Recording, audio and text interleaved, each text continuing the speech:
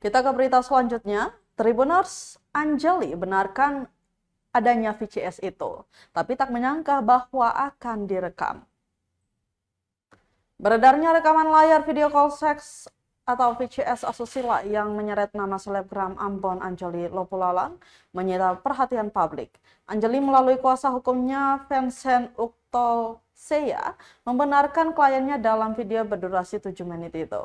Meski begitu, dia tak mengetahui panggilan video di tanggal 30 November 2022 itu direkam layar oleh Yerin Kakirisa. Oktoselia kembali menjelaskan bahwa kliennya Anjali tak menduga kalau VCS di tahun 2022 itu direkam lantaran hubungannya dengan Yerin Kakirisa hanya sebatas teman. Dia menuturkan Anjali sering dibantu saat dalam masalah keuangan oleh Yerin. Karena sering memanjakan Anjali dengan materi, alhasil Yerin meminta timbal balik berupa VCS. Lantaran desakan ekonomi, Anjali terpaksa melayani permintaan Yerin untuk melakukan VCS.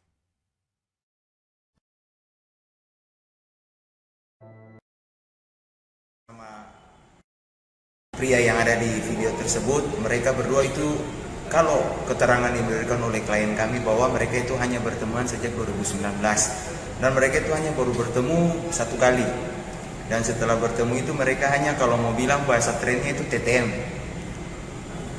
teman tapi mesra ya, kayak gitulah.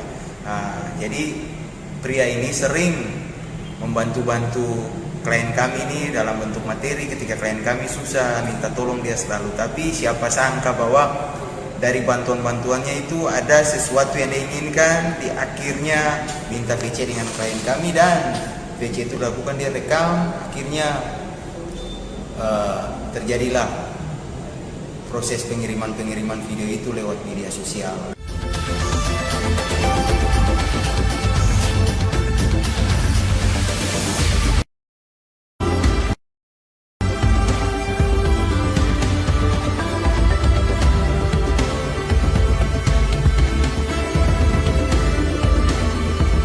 Download Tribun X sekarang, menghadirkan lokal menjadi Indonesia.